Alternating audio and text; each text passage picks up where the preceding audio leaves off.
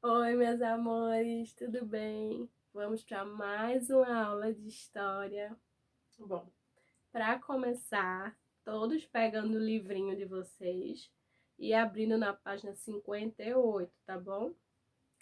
Eu tô falando um pouquinho mais baixo porque eu tô um pouquinho rouca, mas espero que vocês estejam entendendo o que eu tô falando, que estejam entendendo o que eu tô falando. Bom, e aí, já abriram o livro de vocês na página 58? Então vamos começar. Bom, hoje a gente vai falar sobre vários assuntos muito importantes e muito interessantes também. Então vamos começar. Mudança na noção de cidadania. Estudamos no tema anterior, a gente estudou no assunto anterior a origem do conceito de cidadania na Grécia. A gente estudou como foi que surgiu a cidadania na Grécia, não foi? Outro momento histórico que influenciou a construção desse conceito ocorreu no século XVIII. Bora saber o que foi isso? Bom, naquela época, na Europa, predominava a monarquia. Tia, o que é monarquia? Era o sistema de governo onde que, ao invés de ser presidente, governador, vereador, não existia isso não, eram reis e rainhas. Eles que mandavam todo o país. Não é hoje que nem hoje em dia é onde a gente mora não, que é presidente, vereador e cada um cuida do seu lugar. Era rei e a rainha que mandava em tudo.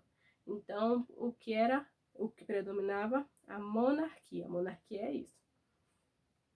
Um tipo de governo no qual a população não participava das decisões políticas. A gente, o povo, não tinha direito de opinar em nada.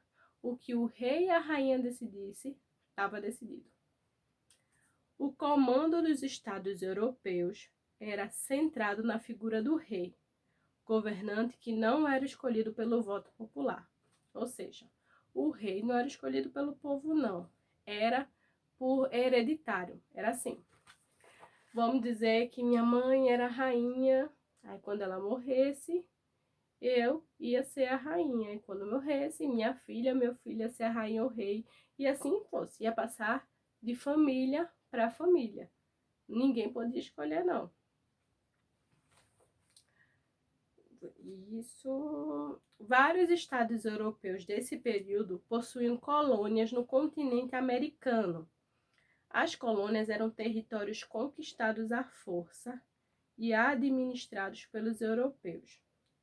São exemplos de colônias europeias no século XVIII, o Brasil, colônia de Pernambuco, desculpa, de Pernambuco, colônia de Portugal, e os Estados Unidos, colônia da Inglaterra. Tia, o que é isso? Bom, era assim. Quando os portugueses chegaram no Brasil, eles tomaram conta do Brasil.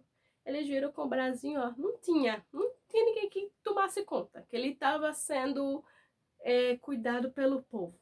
Não tinha ninguém assim, um rei, para dizer, olha, eu sou o rei do Brasil e você não pode entrar. Não tinha. Então, os reis, a corte de Portugal veio para o Brasil e tomou conta. Disse, ó, isso aqui é meu. Agora é meu e quem manda é a gente. Mesmo eles sendo de Portugal. Porque se eles são de Portugal, não tem nada a ver eles se meterem aqui, né, no Brasil. Dizer que chegar e dizer que era deles. Mas eles fizeram isso. Teve muita luta, teve muita coisa, até eles conseguirem tomar conta do Brasil. E a mesma coisa aconteceu com os Estados Unidos. Quem tomou conta foi a Inglaterra. Bom, vários. Sim, eu tava aqui. Toda vez eu me perco. Ah, até aí. Aí a gente agora vai ver outro assunto. A Constituição dos Estados Unidos. Bom, foi nos Estados Unidos que em 1776, 13 colônias declararam ser independentes, ao determinar o fim do domínio do rei da Inglaterra sobre o seu território. Os colonos instituíram uma forma de governo que chamaram de república. Eles também aprovaram a Constituição em 1787. Essa Constituição garantia vários direitos aos cidadãos, como o direito à vida e o direito à liberdade. Porém, a escravidão foi mantida e as mulheres foram excluídas da participação política. Embora tenha representado mudanças no conceito de cidadania, A Constituição não garantia direitos iguais a todas as pessoas. O que foi que aconteceu aqui? Algumas colônias, que hoje a gente conhece por cidades, algumas cidades se rebelaram, disseram, eu não, isso foi nos Estados Unidos, tá? Disseram, eu não vou mais ser mandado por ninguém na Inglaterra, não. As cidades se juntaram e disseram, na Inglaterra não vai mais mandar na gente. Agora somos livres. Aí eles conseguiram, depois de muita luta, muita briga, muita guerra, eles conseguiram se separar desse povo da Inglaterra. E eles também criaram a república. Então, eles deixaram que o povo participasse das decisões das cidades deles, mas eles excluíram as mulheres. E só quem podia eram os homens e os homens livres. Ou seja, como a escravidão ainda acontecia, mesmo depois disso, continuaram com a escravidão, então os escravos foram também excluídos, além das mulheres. Só quem tinha o direito de opinar eram os homens e os homens livres, os homens que não fossem escravos. Bom, já na página agora 59, a Declaração dos Direitos do Homem e do Cidadão. Na França, em 1789, a população se rebelou contra o poder do rei e declarou o fim da monarquia no país. Naquela época, foi criada a Declaração dos Direitos do Homem e do Cidadão, documento que serviu de base para as atuais noções de direitos humanos.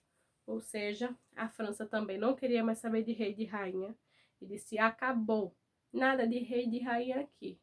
Aqui agora é o povo que manda. Eles fizeram isso também. Agora vocês vão ler um trecho da Declaração dos Direitos Humanos, dos Direitos do Homem e do Cidadão que eles fizeram.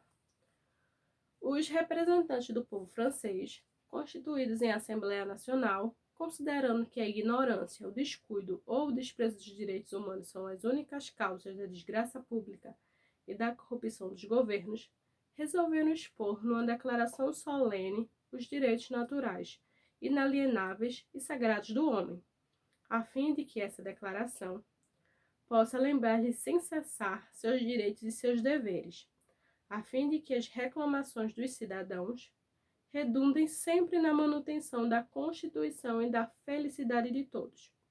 Em consequência, a Assembleia Nacional reconhece e declara na presença e sob a proteção do Ser Supremo os direitos do homem e do cidadão. Bom, vamos para o primeiro quesito. Qual era o objetivo principal desta declaração? Qual foi o objetivo principal dessa declaração? Eles queriam estabelecer os direitos e os deveres dos cidadãos, porque eles viviam presos na monarquia. Eles não tinham direito de nada, quando tinham o rei e a rainha. Depois que eles acabaram com isso, com o rei e a rainha, eles deixaram bem claro quais eram os direitos e quais eram os deveres do cidadão. Já no segundo, para a Assembleia Nacional, quais eram as causas dos males da sociedade? Para eles, eles achavam que os males da sociedade eram a ignorância, o descuido ou o desprezo dos direitos humanos. O quê? Eles acharam que as causas do mal da sociedade era não crer que as pessoas tinham direitos. Alguma coisa eles achavam que tinha na sociedade antigamente, achava que as pessoas não tinham direito a nada, que tinham que aceitar caladas as ordens dos reis.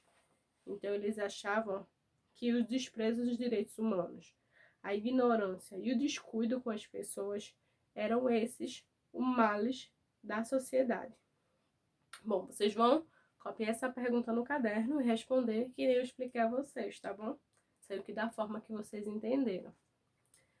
O movimento ocorrido na França, que ficou conhecido como Revolução Francesa, representou algumas conquistas de cidadania. Porém, a maioria da população do país continuou sem poder participar das decisões políticas, que nem eu falei a vocês. O que aconteceu com os Estados Unidos também aconteceu com a França. Aí do lado, que vocês podem ver, e do lado, no lado aqui, tem a pintura de 1789, que representa a Declaração dos Direitos do Homem e do Cidadão.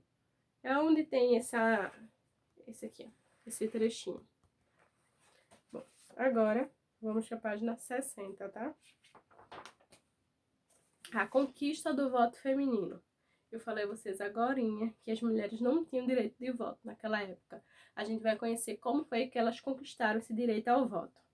Bom, a Revolução Francesa resultou em várias conquistas de cidadania, como o direito da participação das decisões políticas do país, ou seja, as pessoas agora poderiam opinar, dar sua ideia, dar sua opinião, participar das decisões do país. Porque o país não era feito só pelo rei e a rainha, era feito por todo o povo. Porém, apenas os homens de posses podiam votar, ou seja, só os homens ricos que poderiam votar. De acordo com a Declaração dos Direitos do Homem e do Cidadão, as mulheres eram excluídas da participação política.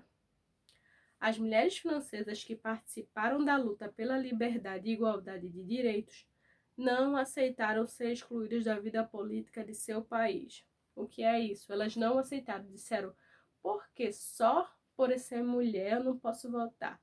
O que é que eu não tenho que os homens têm? Somos todos iguais, então temos que ter os mesmos direitos. Foram isso que elas reivindicaram.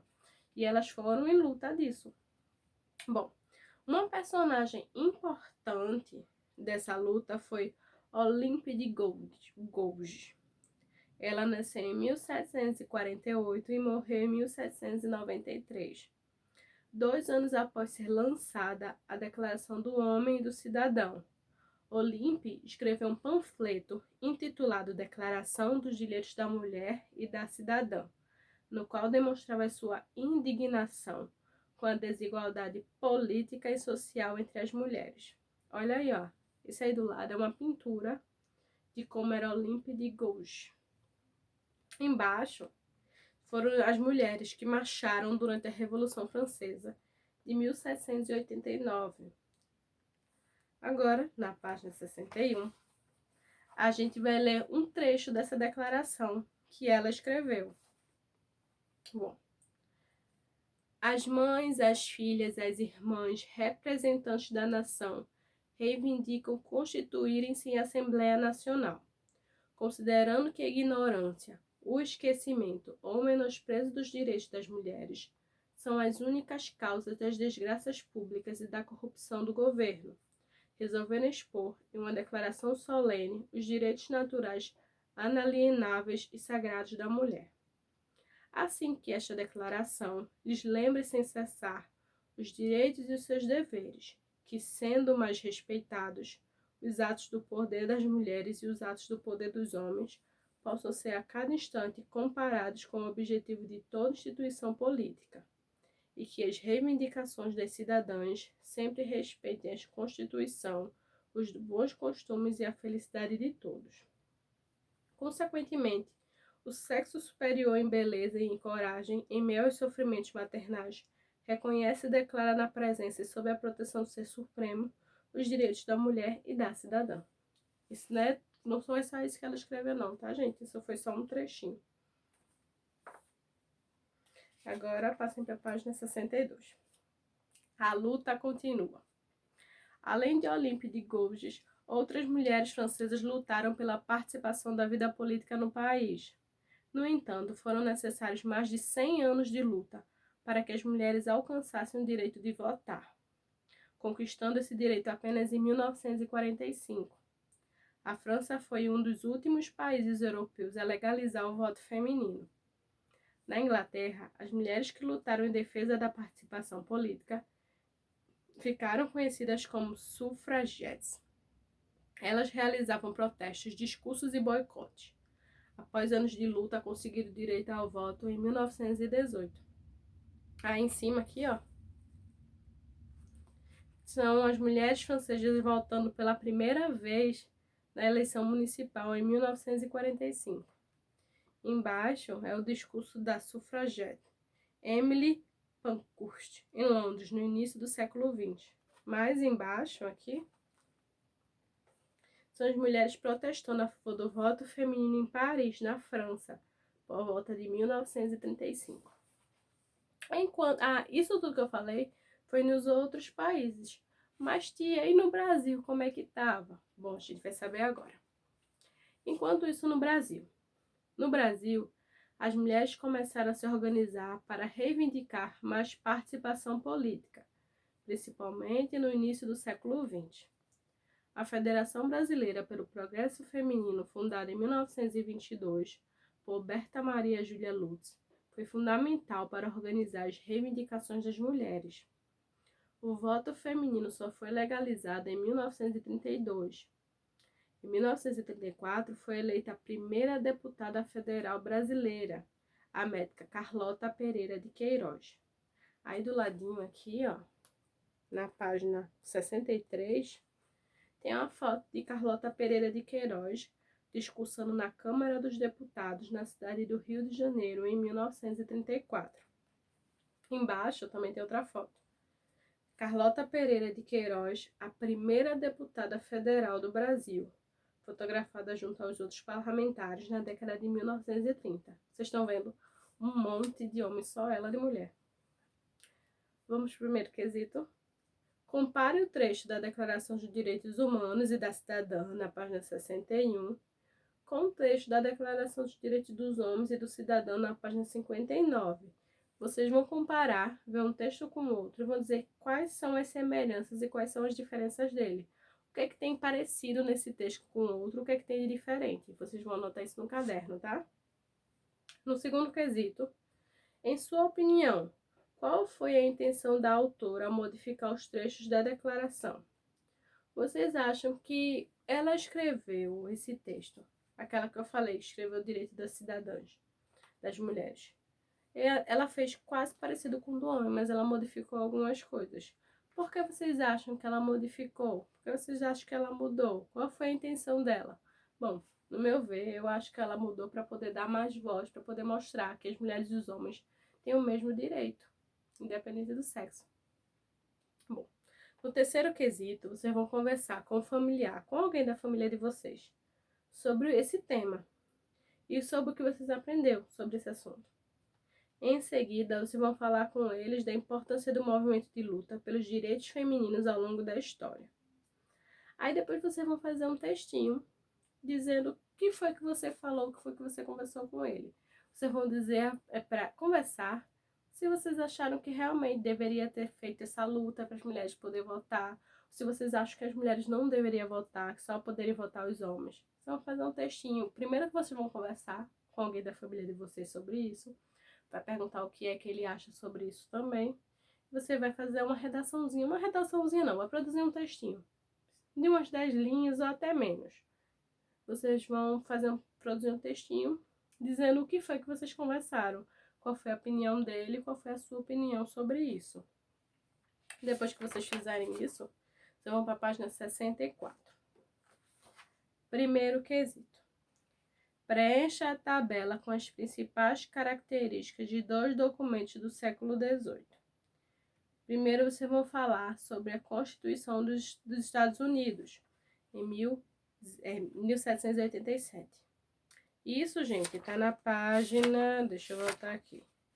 Na página 58. Vocês vão fazer um resuminho disso aqui, ó, na página 58. Eu vou falar só as coisas mais importantes aí. Aí depois vocês vão falar da Declaração dos Direitos do Homem e do Cidadão, que tá aqui, ó, na página 59. Vocês vão só anotar também só as coisas importantes. No segundo, leia o texto abaixo e realize as atividades. O voto permitido no decreto de 1932 restringia-se às mulheres casadas com autorização dos maridos e às viúvas e solteiras com renda própria. As barreiras foram totalmente eliminadas somente em 1934. Em 1946, uma nova lei passou a prever a obrigatoriedade do voto também para as mulheres, que até então era um direito, mas não um dever. O que quer dizer isso? Quando foi permitido o voto, não foi permitido totalmente para todas as mulheres, não. Foi permitido só para as mulheres que eram casadas.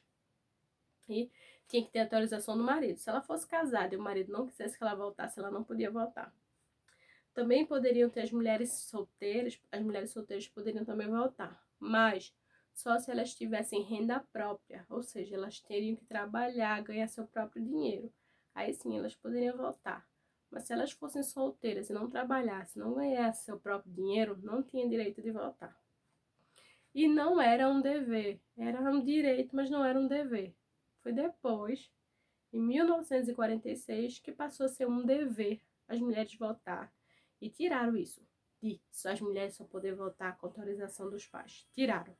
Todas as mulheres poderiam votar, independente de ser solteira, de ser casada, de trabalhar ou de não trabalhar. Ah, mas claro, né? Tem aquela questão da idade. Maior de 18 anos.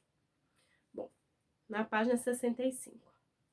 Quais mulheres conquistaram o direito de votar em 1932? Marque um X na resposta certa. Foram todas as mulheres? Apenas as mulheres que trabalhavam fora de casa ou só as mulheres casadas, com a permissão do marido, e as viúvas e as solteiras que trabalhassem e ganhassem seu próprio salário? Qual foi um dos três? Letra B. Qual foi a principal mudança no voto feminino em 1946? O que é que eu falei a vocês agorinha? Que tinha em 1932, que depois, quando mudou para 1946, mudou. O que foi que eu falei? As mulheres não precisavam mais votar só com autorização dos maridos, não. Elas poderiam votar como quisesse, quando quisesse. Mesma coisa que eu falei a vocês, que as solteiras, em 1932, só poderia votar se elas trabalhassem e ganhassem seu próprio salário. Quando mudou para 1946, as mulheres solteiras poderiam votar independente de trabalhar ou não, a mesma coisa com as viúvas. Já no terceiro quesito, você vai imaginar que vive no século XX e vai participar de uma manifestação a favor dos direitos do voto das mulheres. Vocês vão fazer um cartaz para levar essa manifestação. Sabe aqueles cartazes que a gente leva para protesto? A gente escreve o que a gente quer falar. Então, vocês vão desenhar um cartaz com algo que vocês queriam falar. Se vocês estivessem naquela década ainda, naquele tempo, naquele século. Se vocês estivessem lá naquele tempo que as mulheres não tinham direito de votar. Aí vocês dissessem, não, eu vou protestar. Eu vou atrás dos meus direitos. Vocês vão aí, ó, fazer um cartazinho de como é que vocês fariam. Ah, isso não é só para as mulheres, não. Os homens também vão se colocar no lugar das mulheres. Vai imaginar, poxa, como é que será que elas se sentiam? Você vai fazer um cartaz. Como é que, se você fosse uma mulher, o que você faria? Que cartaz é esse? O que é que você escreveria? Depois da página 65, isso é assunto de outra aula. Então, a gente só vai até a página 65. Bom, eu disse a vocês que a aula de hoje estava muito interessante, muito rica também em conhecimento. Espero que vocês tenham gostado. Eu amei a aula de hoje. Achei super importante para a gente conhecer a nossa história. Então, um beijo, tchau, gente, e até a próxima aula, tá?